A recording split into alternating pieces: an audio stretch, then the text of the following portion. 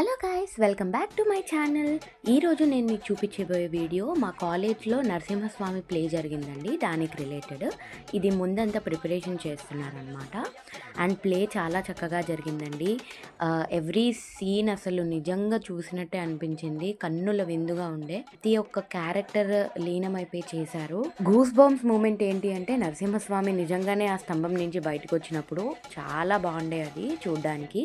And ఇది నేను మీకు షేర్ చేస్తున్న ముఖ్య ఉద్దేశం ఏంటి అంటే ఎవరైనా వాళ్ళ కాలేజ్లో ఇలా ప్లే చేయాలి అనుకుంటే ఇది ఒక రిఫరెన్స్ వీడియో లాగా ఉంటుందని. సో ఎండ్ వరకు చూడండి.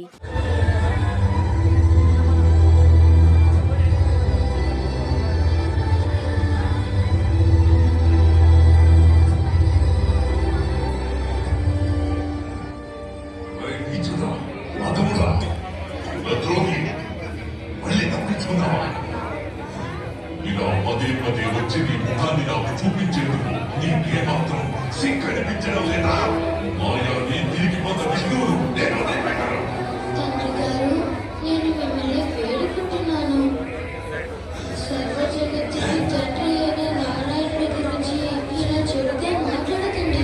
జగత్తంతా ఈ హిరణ్యకశిపుని పాదాల చెంత శరత్తు వచ్చుతుంది. ఆ బహుళుని మాయా విగ్రహాలు ఎవరికి కావాలి? విష్ణువు తొత్తులే కదా, తెలియదండి. కనీసం నీవు పిలిచినప్పుడైనా అతను నా ముందుకు వస్తాడే గుర్తుందా? ఈ రోజు ఆ ఇద్దరిలో తిరిగి నక్క ఎవరో సింహం ఎవరో ఇక్కడ ఎవరైతే లేరో వారిని పిలవాల్సి ఉంటుంది. మీరు ఎవరినైతే పిలవాలి అనుకుంటున్నారో ఆయన సర్వాంతర్యామి, సర్వత్రా ఉంటారు. ఆయన సర్వవ్యాపి. ఆయన ఈ సభలో ఉన్న ప్రతి అంశం, జీవి, ప్రాణి, నిర్జీవ వస్తువులు నాకు ఈ తరంలో కూడా ఉండాలిగా.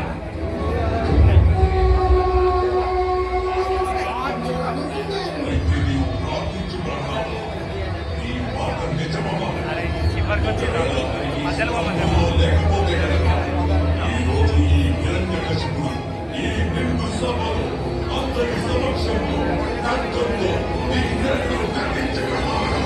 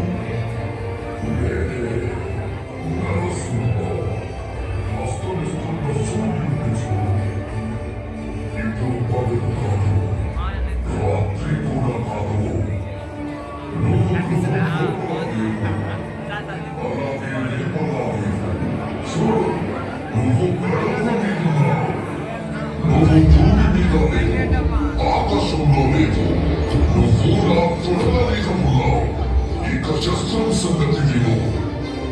నా గోళ్లను బాగా చూడు. ఇది సజీవము కావు, నిర్జీవము కావు.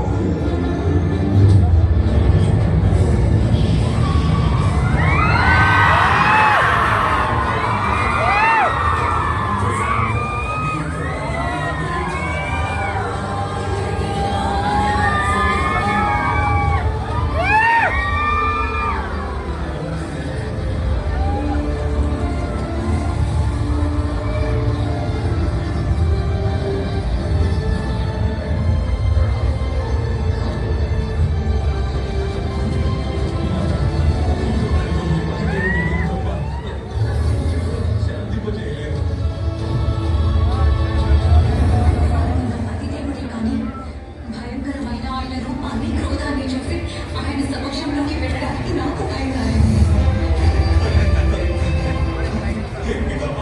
ఈ మహాప్రళయాన్ని ఆపడానికి మీరే ఏదైనా సలహా ఇవ్వండి. ఎవరి కోసం ఆయన ఈ ఉగ్ర రూపాన్ని దాచారో అతనే ఆయన క్రోధాన్ని తగ్గించగలరు. ఆయన ప్రహ్లాద, దయచేసి నీ ప్రభు క్రోధాన్ని శాంతింపజేయి. దయచేసి శాంతించండి ప్రభు. చూడండి, అందరూ ఎలా భయపడుతున్నారు.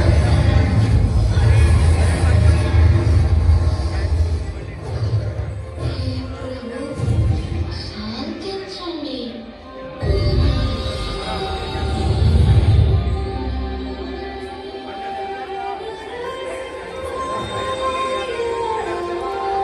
హే ప్రభు,